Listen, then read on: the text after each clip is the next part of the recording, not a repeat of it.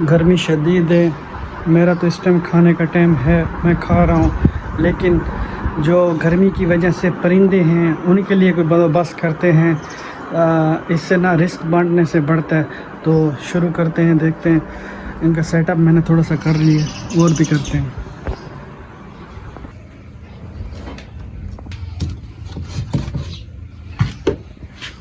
ये चावल है, ये परिंदों को देते हैं। ये भी अल्लाह की मखलूक है। दोपहर है, गर्मी शदीद ज़्यादा है। ये कबूतर भी है, बैठा है मेरे घर, सेटअप कर रखा है।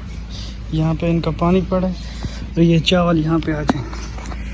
तो ये चावल रात को बनाए थे, फ्रेश हैं, तो अभी भी खा सकते हैं गर्म करके, लेकिन नहीं तो इसमें बिरयानी है। और ये पानी भरा पड़ा, ये भिंडियाँ पड़ी और रोटी पड़ी। तो ये यहाँ पे कैमरा मैं रख देता हूँ,